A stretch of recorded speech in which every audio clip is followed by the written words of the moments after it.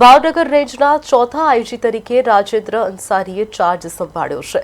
Charge સંભાળતા પહેલા સાળંગપુર હનુમાનજી મંદિર અને રાજપુરા ખોડિયાર મંદિર પૂજા અર્ચના કર્યા બાદ રેન્જ ઓફિસ ખાતે તેમને ગાર્ડ ઓફ ઓનર સાથે સન્માન આપી સ્વાગત કરવામાં આવ્યું। અમરેલી, બોટાદ અને ભાવનગર જિલ્લાના પોલીસ અધિકારીઓએ પુષ્પગુચ્છ આપી નવા આઈજીનું સ્વાગત કર્યું।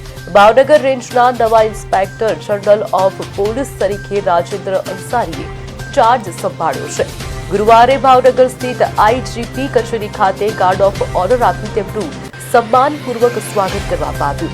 આ પ્રસંગે અમરેલી, બોટાદ અને ભાવનગર જિલ્લાના એસપી, ડીવાયએસપી, એએસપી સહિતના પોલીસ અધિકારીઓ અને સ્ટાફે પુષ્પગુચ્છ આપી નવા આઈજી રાજેન્દ્ર અંસારીનું સ્વાગત કર્યું।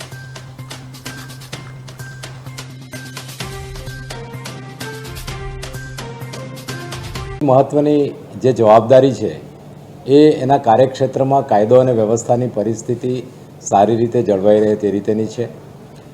ભાવનગર, અમરેલી અને બોટાદ જિલ્લામાં કાયદો અને વ્યવસ્થાની પરિસ્થિતિ વધુ સુદૃઢ અને ખૂબ સારી બને એ રીતે સંયુક્ત રીતે પ્રયાસ કરી અને કામગીરી કરવામાં આવશે।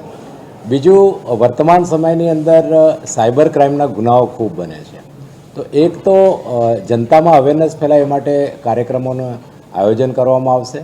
ટેકનોલોજીનો મહત્તમ ઉપયોગ કરી અને જે નાના મોટા સાયબર ક્રાઇમના ગુનાઓ બને છે એ ગુનાઓ અટકાવવા માટે ત્રણેય જિલ્લાના પોલીસ દ્વારા એક એક્શન પ્લાન બનાવીને કામગીરી કરવામાં આવશે।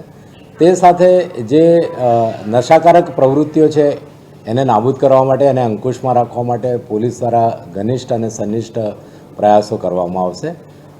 સાથે સાથે પોલીસ વેલફેરની જે બાબતો છે, જે પોલીસ વિભાગના કર્મચારીઓ અને અધિકારીઓ સાથે સંકળાયેલી છે, એ વેલફેરની તમામ બાબતો ઉપર ધ્યાન આપવામાં આવશે।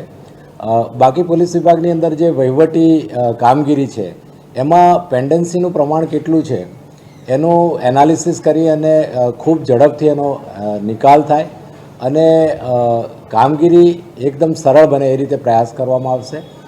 ત્રણેય જિલ્લાના અરજદારો સિનિયર લેવલના અધિકારીઓને ખૂબ સરળતાથી મળી શકે, એમના પ્રશ્નોની રજૂઆત કરી શકે અને એમની સમસ્યાઓનું નિરાકરણ ખૂબ ઝડપથી આવે એ રીતેની એક રૂપરેખા તૈયાર કરી અને ત્રણેય જિલ્લાના એસપીને સૂચના આપવામાં આવશે, જેથી અરજીઓનું જે ભારણ છે એ ઓછું થાય, અરજીઓનો ત્વરિત નિકાલ થાય અને કોઈ ઘટના બને એ પહેલાં એ ઘટનાને નિવારી શકાય। સાથે સાથે પ્રજાની તમામ પ્રકારની સલામતી, એમની સુખાકારી અને મહત્ત્વની જે જવાબદારી છે એ એના કાર્યક્ષેત્રમાં કાયદો અને વ્યવસ્થાની પરિસ્થિતિ